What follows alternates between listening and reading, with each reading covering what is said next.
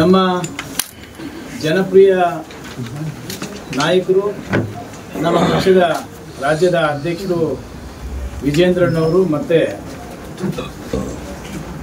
ನಮ್ಮೆಲ್ಲ ಪಕ್ಷದ ಹಿರಿಯ ಮುಖಂಡರು ಒಂದು ತೀರ್ಮಾನಕ್ಕೆ ಬಂದಿದ್ದಾರೆ. ಆ ತೀರ್ಮಾನದ ಉದ್ದೇಶ ಏನಂತ ಹೇಳಿದ್ರೆ, ಇಡೀ ರಾಜ್ಯದಲ್ಲಿರ್ತಕ್ಕಂಥ 28 ಲೋಕಸಭಾ ಕ್ಷೇತ್ರಗಳನ್ನು 14 ತಂಡಗಳಾಗಿ ವಿಂಗಡಣೆ ಮಾಡಿ ಈ ಎಲ್ಲ ತಂಡಗಳು ಪ್ರತಿ ಲೋಕಸಭಾ ಕ್ಷೇತ್ರವಾರು ಕಾಂಗ್ರೆಸ್ ಸರ್ಕಾರ ಎಸ್ಸಿಪಿ ಟಿಎಸ್ಪಿ ಹಣವನ್ನ ದುರುಪಯೋಗ ಮಾಡ್ಕೊಳ್ತಾ ಇದ್ದಾರೆ. ಯಾವ ಉದ್ದೇಶ ಪರಿಶಿಷ್ಟ ಜಾತಿ ಪರಿಶಿಷ್ಟ ಪಂಗಡದವರಿಗೆ ಸಲ್ಲಬೇಕಾಗಿತ್ತು ಆ ಕಾರ್ಯಕ್ರಮಗಳನ್ನ ರಾಜಕೀಯವಾಗಿ ಅವರು ಕೊಟ್ಟಂತ ಭರವಸೆಗಳ ಗ್ಯಾರಂಟಿಗಳಿಗೆ ದುರುಪಯೋಗ ಮಾಡಿಕೊಂಡಿರ್ತಕ್ಕಂಥದ್ದನ್ನ ನಾವು ಜನಸಾಮಾನ್ಯರ ಗಮನಕ್ಕೆ ತರಬೇಕಂತೇಳಿ ಭಾರತೀಯ ಜನತಾ ಪಾರ್ಟಿಯ ರಾಜ್ಯದ ಅಧ್ಯಕ್ಷರಾದ ವಿಜೇಂದ್ರಣ್ಣವರ ನೇತೃತ್ವದಲ್ಲಿ ಇವತ್ತು ಈ ಕಾರ್ಯಕ್ರಮವನ್ನು ಮಾಡಬೇಕಂತೇಳಿ ಮಾಧ್ಯಮದ ಮೂಲಕ ಈ ಜಿಲ್ಲೆಯ ಎಲ್ಲ ಜನರಿಗೆ ತಿಳಿಸೋಕೆ ನಾವು ಬಂದಿದ್ದೇವೆ. 23, 24 ಮತ್ತು 24-25ನೇ ಸಾಲಿನ ಆಯವ್ಯಯದಲ್ಲಿ ಮಂಡಿಸಿದಂಥ ಬಜೆಟ್ನ ಗಾತ್ರದ ಪೈಕಿ ಸುಮಾರು 39,400 ಚಿಲ್ಲರೆ ಕೋಟಿಯನ್ನ ಮೀಸಲಿಟ್ಟಿದ್ದರು. ಎಷ್ಟು ಸರ್? ಎಷ್ಟು 39,426 ಕೋಟಿ. ನಿಮಗೆ ಪತ್ರಿಕಾಗೋಷ್ಠಿ ಮುಗಿದ ಮೇಲೆ ನಿಮಗೆಲ್ಲ ಮಾಹಿತಿಯನ್ನ ಪತ್ರದ ಕೊಡ್ತೇವೆ.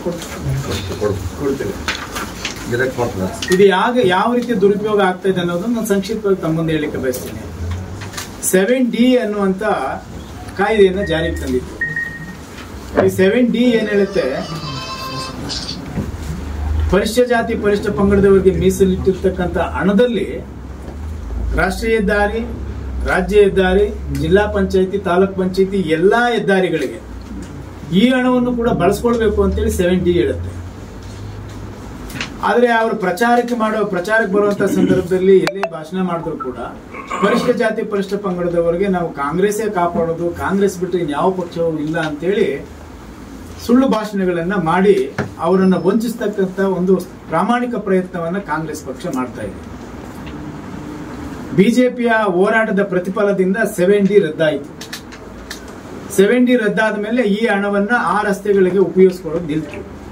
ಅದಾದ ನಂತರ ರೂಲ್ 7C, ಈ ರೂಲ್ 7C ಏನ್ ಹೇಳುತ್ತೆ ಅಂತ ಹೇಳಿದ್ರೆ, ಸರ್ಕಾರ ಕೊಟ್ಟಂತ ಯಾವುದೇ ಕಾರ್ಯಕ್ರಮಗಳು ಅಂದ್ರೆ ಯೋಜನೆಗಳು ಎಲ್ಲ ಜಾತಿ ಜನಾಂಗದವರೆಗೂ ಯೋಜನೆಗಳನ್ನ ಕೊಡುತ್ತದೆ. ಆ ಯೋಜನೆಗಳನ್ನ ಆಯಾ ಜನಾಂಗವಾರು ಮತ್ತೆ ಮೀಸಲಾತಿಯ ಆಧಾರದ ಮೇಲೆ ಹಣವನ್ನ ಬಳಕೆ ಮಾಡುವುದು.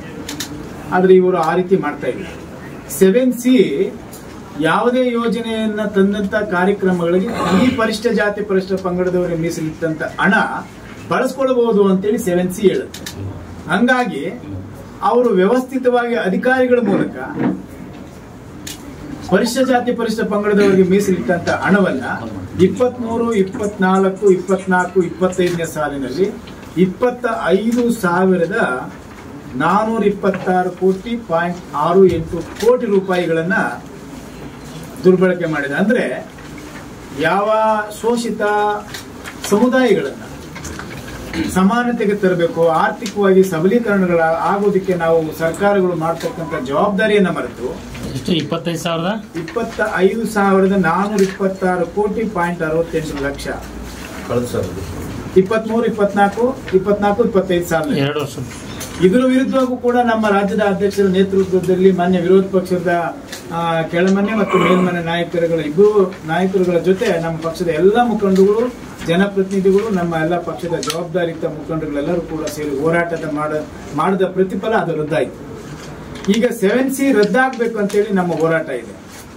ಈಗ ಏನ್ ಮಾಡಿದ್ದಾರೆ, ಈಗ ಮಾರ್ಚ್ 7ನೇ ತಾರೀಕು ಮಾನ್ಯ ಮುಖ್ಯಮಂತ್ರಿಗಳು ಬಜೆಟ್ ಅನ್ನ ಮಂಡಿಸುವಂತ ಪೂರ್ವಭಾವಿ ಸಭೆಗಳನ್ನ ಎಲ್ಲ ಇಲಾಖೆವಾರು ಇವತ್ತು ಸಭೆಗಳನ್ನ ಮಾಡ್ತಾ ಇದ್ದಾರೆ. ಈ ಸಭೆಯ ಮೂಲ ಉದ್ದೇಶ ಏನಂತ ಹೇಳಿದ್ರೆ, ಅವರು ಮತ್ತೆ ತಿರುಗಿ ಕಳೆದ ಸಾರಿ 25,426 ಕೋಟಿ ಎತ್ಕೊಂಡ್ರು. ಈಗ 15,24, 25, 26 ಇಲ್ಲಿದೆ ಹೆಚ್ಚು ಕಡಿಮೆ 15,000 ಕೋಟಿ. 15,000 ಕೋಟಿ ಅಂತ ಇಟ್ಕೊಳ್ಳಿ. 14,488 ಕೋಟಿ ಇದೆ. ಹತ್ತತ್ರ 15,000 ಕೋಟಿ. ಈ ಹಣವನ್ನ ಪರಿಶಿಷ್ಟ ಜಾತಿ ಪರಿಶಿಷ್ಟ ಪಂಗಡದವರಿಗೆ ಮೀಸಲಿಟ್ಟ ಹಣದಲ್ಲೇ ತೆಗಿಬೇಕು ಅಂತೇಳಿ ಇವತ್ತು ತೀರ್ಮಾನ ಮಾಡ್ತಾ ಇದ್ದಾರೆ. ಇದು ಎಷ್ಟು ಸರಿ? ಪರಿಶಿಷ್ಟ ಜಾತಿ ಪರಿಶಿಷ್ಟ ಪಂಗಡದವರಿಗೆ, ಹಿಂದುಳಿದವರಿಗೆ ನಾವೆಲ್ಲರೂ ಕೂಡ ಒಳ್ಳೆಯ ಅಧಿಕಾರವನ್ನ ಕೊಡ್ತೀವಿ.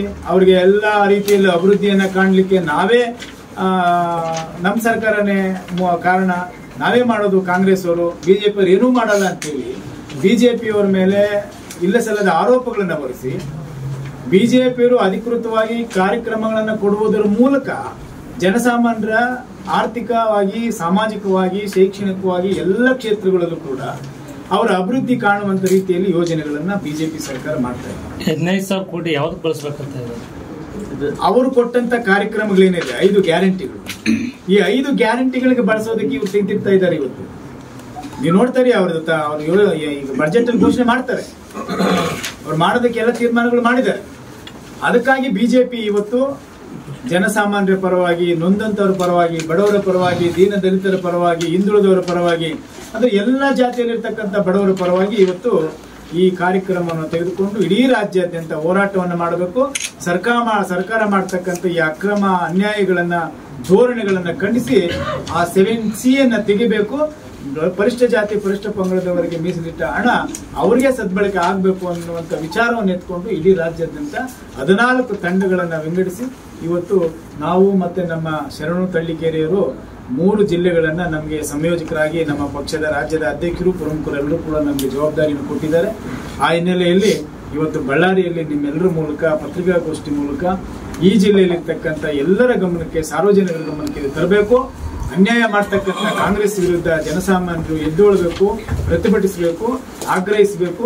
ಹೋರಾಟವನ್ನ ಇದೇ ತಿಂಗಳು 28ನೇ ತಾರೀಕು ನಮ್ಮ ಜಿಲ್ಲೆಯ ಅಧ್ಯಕ್ಷರಾದಂಥ ಅನಿಲ್ ಮೋಕ ಅವರ ಮುಖಂಡದ ಅವರ ನೇತೃತ್ವದಲ್ಲಿ ಈ ಜಿಲ್ಲೆಯಲ್ಲಿ ಇರ್ತಕ್ಕಂಥ ಲೋಕಸಭಾ ಸದಸ್ಯರುಗಳು, ಮಾಜಿ ಲೋಕಸಭಾ ಸದಸ್ಯರಿರ್ಬೋದು, ಮತ್ತೆ ನಮ್ಮ ಮಾಜಿ ಮಂತ್ರಿಗಳು, ಮಾಜಿ ಶಾಸಕರು, ಹಾಲಿ ಶಾಸಕರು, ವಿಧಾನ ಪರಿಷತ್ ಸದಸ್ಯರು, ಎಲ್ಲಾ ಮೋರ್ಚಾದ ಪದಾಧಿಕಾರಿಗಳು, ನಮ್ಮ ಪಕ್ಷದ ಕಾರ್ಯಕರ್ತರು, ಜೊತೆಗೆ ಪ್ರಗತಿಪರ, ಬುದ್ಧಿವಂತರ, ಚಿಂತಕರ ಎಲ್ಲ ದಲಿತ ಸಂಘಟನೆಗಳನ್ನು ಕೂಡ ನಾವು ಅವರನ್ನು ಕೂಡ ಜೊತೆಗಿಟ್ಕೊಂಡು ಏನು ನಿಜವಾಗಿ ಯಾರಿಗೆ ಅನ್ಯಾಯ ಆಗ್ತದೆ, ಯಾವ ಸರ್ಕಾರ ಮಾಡ್ತಾ ಇದೆ ಅನ್ನುವಂಥ ವಿಚಾರವನ್ನು ಇಟ್ಕೊಂಡು ಅವತ್ತು ಪತ್ರಿಕಾಗೋಷ್ಠಿನೂ ಮಾಡ್ತೀವಿ. ಮತ್ತೆ ಒಂದು ಪ್ರತಿಭಟನೆಯ ರೂಪದಲ್ಲಿ ಮಾನ್ಯ ಜಿಲ್ಲಾಧಿಕಾರಿಗಳಿಗೆ ನಾವು ದೂರನ್ನು ಕೊಡೋದಿದ್ದೀವಿ. ಅದಕ್ಕಾಗಿ ಇವತ್ತು ಪೂರ್ವಭಾವಿ ಸಭೆ.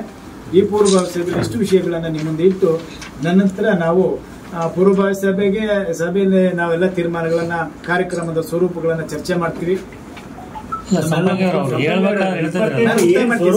ಪ್ರತಿಭಟನೆ ನೀವು ಎಲ್ಲಾ ಊರುಗಳಿಗೆ ಹೋಗಿ 14 ತಂಡ ಏನನ್ನ ಮಾಡ್ಕೊಳ್ಳಿ, ಏನ್ ಸ್ವರೂಪ ಪ್ರತಿಭಟನೆ ಸ್ವರೂಪ ಏನು? ನೀವ್ ಹೇಳಿದ್ರಿ ಅದು ಕಾಂಗ್ರೆಸ್ನವ್ರು, ನಾವು ಹೇಳಿದ್ವಿ, ನಾವು ಮಾಡ್ತೀವಿ, ನಾವು ಒಬ್ಬರಿದ್ದೀವಿ ಅಂತ. ನೀವ್ ಯಾಕೆ ಫೇಲ್ ಆದ್ರಿ ಅದನ್ನ ನಂಬಿಸ್ಲಕ್ಕ? ಅತ್ಯಂತ ಅದ್ಭುತವಾದ ಸರ್ಕಾರ ಕೊಟ್ಟಿವಿ ಅಂತ ಹೇಳ್ಕೊಂಡು 4 ವರ್ಷ ಆಡಳಿತ ಮಾಡಿದವ್ರು ಯಾಕೆ ಫೇಲ್ ಆದ್ರಿ? ಸರ್, ಈಗ ನಿಮ್ಮ ಆಡಳಿತವ್ರನ್ನ ಬಿಟ್ಟು ಅವ್ರನ್ನ ನಂಬ್ಕೊಂಡ್ಬಿಡ್ತಾರ ಅವರು. ಸರ್ ಮತ್ತೊಂದ್ಸರಿ ಹೇಳಿ ಸರ್. ಅಲ್ಲಲ್ಲ, ಅವ್ರು ನೀವ್ ಹೇಳಿದ್ರಿ ಕಾಂಗ್ರೆಸ್ನ ನಾವೊಬ್ಬರೇ ದಲಿತರ ಉದ್ಧಾರಕರು, ಹಿಂದುಳಿದವರು, ಶೋಷಿತರ ಉದ್ಧಾರಕ ಅಂತ. ನೀವ್ ಯಾಕೆ ಫೇಲ್ ಆದ್ರಿ ಅಂತ ಅವ್ರನ್ನ ಯಾಕೆ ನಂಬಿದ್ರು ಜನ? ಇಲ್ಲ ನೋಡಿ, ನಾವು ಫೇಲ್ ಆಗಿದ್ದಕ್ಕೆ ಯಾವ ಒಂದು ಉದಾಹರಣೆ ಇಲ್ಲ. ಒಂದು ಉದಾಹರಣೆನ ತಮ್ಮ ಮುಂದೆ ನಾವೇನ್ ಮಾಡಿದೀವಿ ನಿಮ್ಮ ಮಾತು ಉತ್ತರ ಕೊಡ್ತೀವಿ. ಮತ್ತೆ ಇನ್ನೊಂದು ಪ್ರಶ್ನೆ ನೀವೇ ಕೇಳಿ ಸರ್, ನಾವು ಉತ್ತರ ಕೊಡ್ತೀವಿ. ನೋಡಿ, ಕಳೆದ 75 ವರ್ಷಗಳ ಈ ದೇಶದ ಆಡಳಿತದ ಅವಧಿಯಲ್ಲಿ 62 ವರ್ಷ, 63 ವರ್ಷಗಳ ಕಾಲ ಈ ದೇಶವನ್ನು ಆಳಿದ್ದು ಕಾಂಗ್ರೆಸ್ ಪಕ್ಷ. ನಾವು ಕೇವಲ 12-13 ವರ್ಷಗಳ ಕಾಲ ಹತ್ರ ಆಡಳಿತ ಮಾಡ್ತಾ ಇದ್ದೀವಿ. ಅವರ ಆಡಳಿತ ಮಾಡಿದಂತ ಅವಧಿ ಮತ್ತೆ ನಾವು ಮಾಡಿದಂತ ಆಡಳಿತ ಅವಧಿಯಲ್ಲಿ ನೀವು ತಿಳ್ಕೊಳ್ಳಿ, ಈ ದೇಶದಲ್ಲಿ ಬಾಬಾ ಸಾಹೇಬ್ ಅಂಬೇಡ್ಕರ್ ಅವರು ಸಂವಿಧಾನ ಕೊಟ್ಟಂತ ಅಂತ ಮಹಾನುಭಾವನನ್ನು ಸೋಲಿಸಿದಂತ ಒಂದು ಅಪಕೀರ್ತಿ ಕಾಂಗ್ರೆಸ್ ಮೇಲಿದೆ. ಬಳ್ಳಾರಿಯ ನಿರಂತರ ಸುದ್ದಿಗಾಗಿ ಬಳ್ಳಾರಿ ಬೆಳಗಾಯಿತು ಚಾನೆಲ್ನ ಸಬ್ಸ್ಕ್ರೈಬ್ ಮಾಡಿ ಹಾಗೂ ಬೆಲ್ ಐಕಾನ್ ಒತ್ತಿ.